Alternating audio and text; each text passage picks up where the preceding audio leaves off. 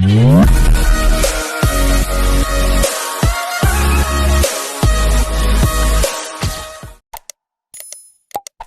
Student पढ़ने जा रहे हैं application of Bohr's atomic model, एक ऐसा टॉपिक जिसके माध्यम से आप radius of orbit, energy of electron और वेलोसिटी ऑफ इलेक्ट्रॉन को मैथमेटिकली काफ़ी इजी वे में बहुत कम समय में कैलकुलेट कर पाएंगे।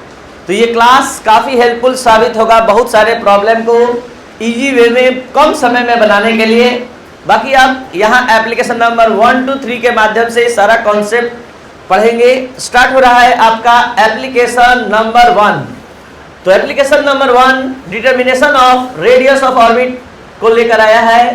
Application number 1 determination of radius of orbit, इसकी सहायता से आप यहाँ पर बोर्स एटॉमिक मॉडल का फॉलो करते हुए जो रेडियस डिटरमाइन करने का नील्स बोर ने फॉर्मूला दिया था,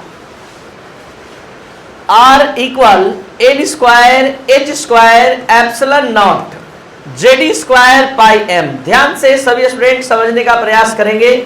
इस फॉर्मूले में n नंबर ऑफ ऑर्बिट है, मतलब इलेक्ट्रॉन जिस सर्कुलर पथ में मूव करता है, जिस सर्कुलर पथ में मूव करता है उसके ऑर्बिट को ये रिप्रेजेंट करेगा। जैसे आप सभी स्टूडेंट समझ सकते हैं कि अगर मान लीजिए आपका इलेक्ट्रॉन यहाँ पर है तो आप कहेंगे n इक्वल 1, यहाँ पर है तो n इक्वल 2, यहाँ है तो n इक्वल 3, तो ये n नंबर ऑफ ऑर्बिट है। h क्या है? प्लैंक्स कांस्टेंट, एक मतलब मैक्स प्लैंक क्वांटम थ्योरी में प्लैंक्स कांस्टेंट एक कांस्टेंट वैल्यू लेकर आता है। Epsilon not permittivity in vacuum है, ये भी एक कांस्टेंट वैल्यू को रिप्रेजेंट करता है। Z एटॉमिक नंबर है। अगर हम बोलेंगे हीलियम तो Z का मान 2, लिथियम तो Z का मान 3। अगर हम बोलेंगे सोडियम तो सोडियम का एटॉमिक नंबर आप अच्छे से जानते हैं 11 होता है, तो Z का वैल्यू 11 हो जाएगा। अगर हम बोलेंगे फास्फोरस तो बताइए Z इक्वल 15। अगर हम बोलेंगे नियॉन तो Z का वैल्यू 10। तो आपको ये बात पूरा अच्छे से समझ में आना चाहिए। Z एटॉमिक नंबर है, E unit charge 1.6 × 10⁻19 coulomb, pi mathematical constant pi 3.14, m mass of electron. तो ये सारा वैल्यू आपको पुटअप करते हुए रेडियस निकालना है। आपको फिर से बता दे, ध्यान दीजिए थोड़ा बोर्ड पर और फार्मूला पर। तो यहाँ पर आप एक बार ध्यान लगाइए और जरा समझने का प्रयास कीजिए कि इस फार्मूले में इतना कांस्टेंट वैल्यू लेकर आता है। इन सभी का कोई वैल्यू बदलने वाला नहीं है कभी भी। इंग्लैंड, फ्रांस, पेरिस, अमेरिका कहीं चल जाइएगा इसका वैल्यू वही रहेगा। नहीं, H बदलेगा, प्लैंक्स कांस्टेंट, एप्सिलॉन नॉट बदलेगा, E बदलेगा, पाई बदलेगा नहीं। लेकिन अब एटॉमिक नंबर का बात है, हम बात करेंगे हीलियम का। बोर्ड पर देखिए, तो हीलियम एटॉमिक नंबर 2 पुटअप हो जाएगा। अगर बात करेंगे लिथियम तो Z का वैल्यू 3 पुटअप हो जाएगा। अगर हम बात करेंगे फोर्थ ऑर्बिट का तो n का मान 4 हो जाएगा। अगर हम बात करेंगे फर्स्ट ऑर्बिट में इलेक्ट्रॉन है तो n का वैल्यू 1 हो जाएगा। तो यहाँ वेरिएबल कौन कौन है, बोर्ड पर ध्यान दीजिए, पढ़ाई यहाँ हो रहा है। तो n का वैल्यू यहाँ वेरिएबल है, Z का वैल्यू वेरिएबल है। अब हम क्या आपको बताने जा रहे हैं, आपको बता दें कि अगर हम कहें कि आप इस फॉर्मूले का इस्तेमाल करके, इस फॉर्मूले को यूज करके इतना सारा कुछ जान गए इसके बारे में, और आपसे बोले कि आप हाइड्रोजन के सेकेंड ऑर्बिट में इलेक्ट्रॉन है, हाइड्रोजन के सेकेंड ऑर्बिट में इलेक्ट्रॉन है, तो उसका रेडियस क्या होगा? तो हाइड्रोजन नाम सुनते ही Z का वैल्यू क्या रखिएगा? 1 रखिएगा। और यहाँ n सेकेंड ऑर्बिट में है तो 2 का स्क्वायर, और बाकी सारे वैल्यू आपके पास है। तो आप चले सॉल्व करने। यहां पर सेकेंड 2 का स्क्वायर रख दिए और यहां 1 लिख दिए। आप सॉल्व करेंगे, 20 मिनट टाइम मिनिमम लगेगा मल्टीप्लाई करने में, पावर को ऊपर ले जाने में, घटाने में, सॉल्व करने में। हम आपका काम आसान करने जा रहे हैं। ये सभी वैल्यू कभी बदलने वाले नहीं है। और ये दोनों बदलने वाला है। तो हम कर क्या रहे हैं, किस टेक्निक से आपको समझाने जा रहे हैं कि इस दोनों को हम अलग निकाल लेंगे और इसको पहले से मल्टीप्लाई डिवाइड करके रख लेंगे, तो हमारा फॉर्मूला सिमट कर छोटा सा हो जाएगा। अब हम जब ऐसा फॉर्मूला दे देंगे तो आप इजी वे में कोई भी क्वेश्चन 30 सेकेंड या 1 मिनट में बनाएंगे। ये कैसे, तो अभी पहले सिस्टम में जरा समझिए। आइए, radius of first orbit of hydrogen atom.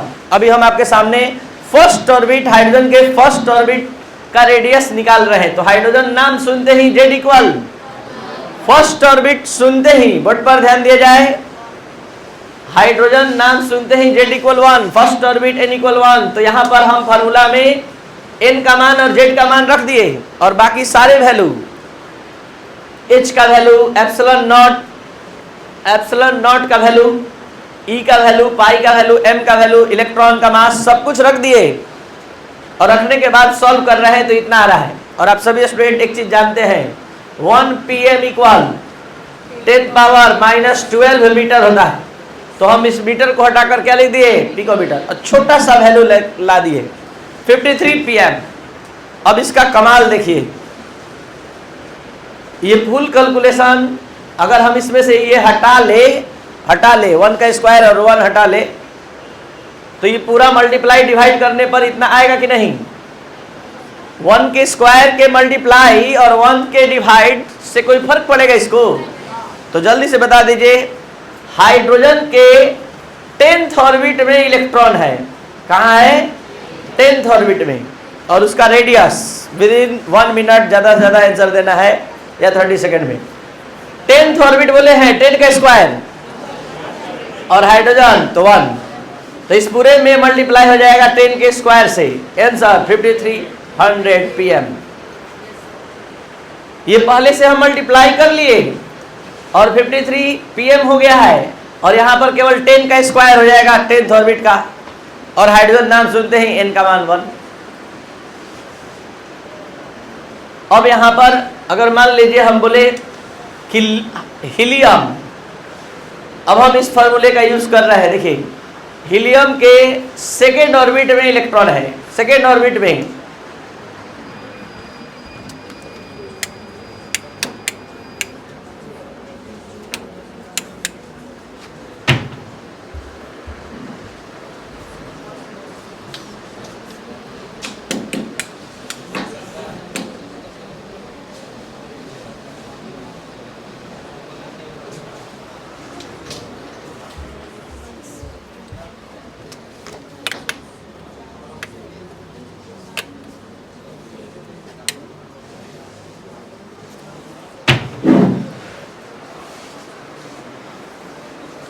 Helium के सेकेंड ऑर्बिट में इलेक्ट्रॉन है। तो हीलियम नाम सुनते ही जेड का वैल्यू, सेकेंड ऑर्बिट में इलेक्ट्रॉन है, एन का वैल्यू, तो आप यहां पर बताइए क्या लिखेंगे? 2 का स्क्वायर, यहां क्या लिखेंगे? 2, एक 2 कैंसिल, बच गया 2, बच गया 2। आप इस 53 में 2 से मल्टीप्लाई करेंगे, आंसर 100 pm आंसर। अभी भी जिसको नहीं समझ में आया बट पर ध्यान लगाइए, पीछे पढ़ाई इधर हो रहा है।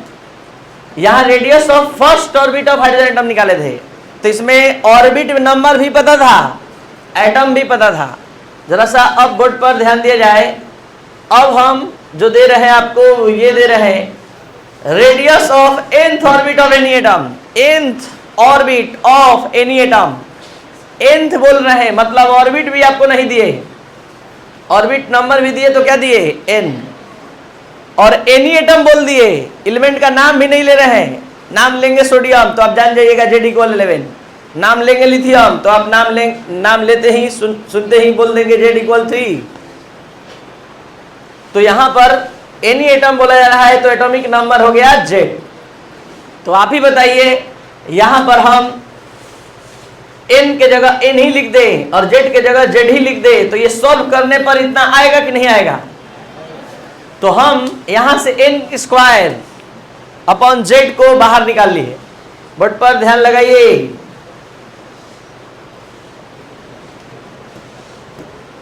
एन स्क्वायर अपॉन जेड, यहां पर एन स्क्वायर को एन स्क्वायर रहने दिए और जेड को जेड रहने दिए, तो ये पूरा मल्टीप्लाई डिवाइड करने पर इतना ही तो आएगा। तो इतना ही आएगा जब, तो इससे एक शॉर्ट फार्मूला डेवलप हो गया।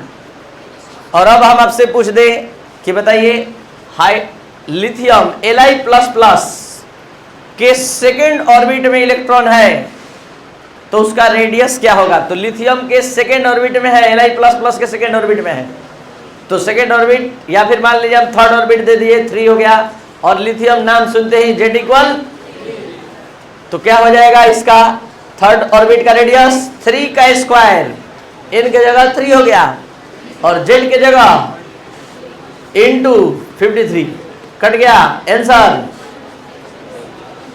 कितना 159 pm।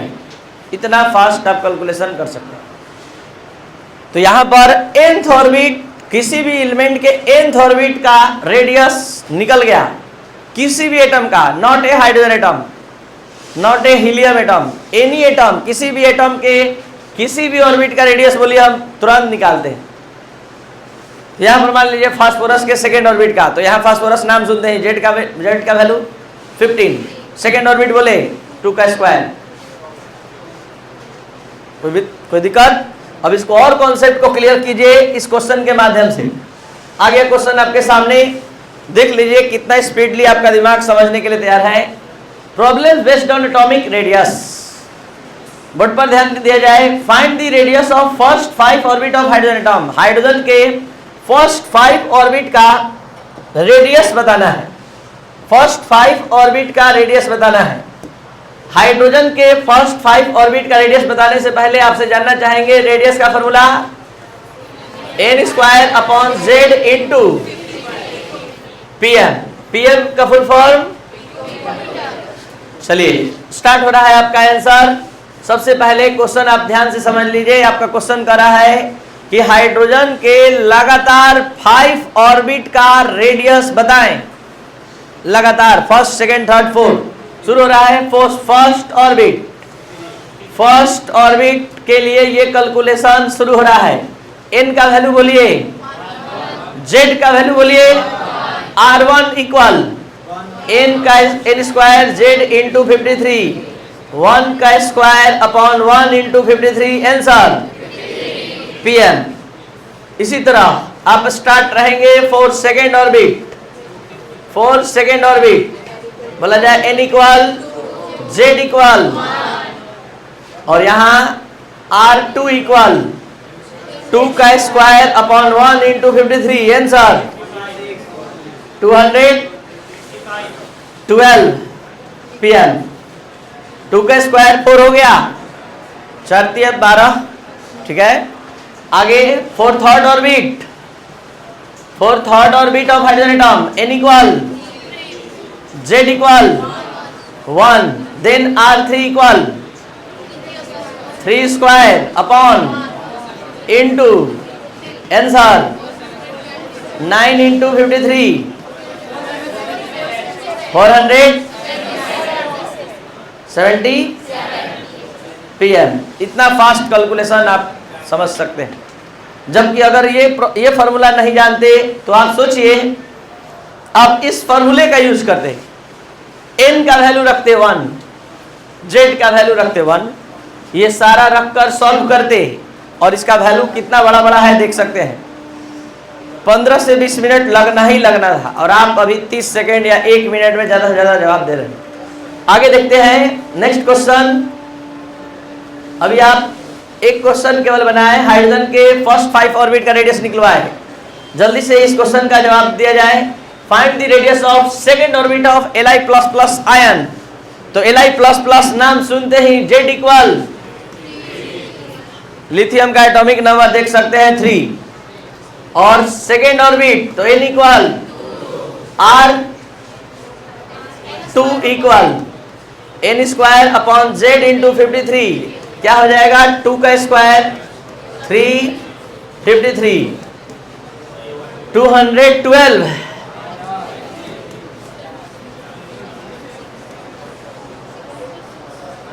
6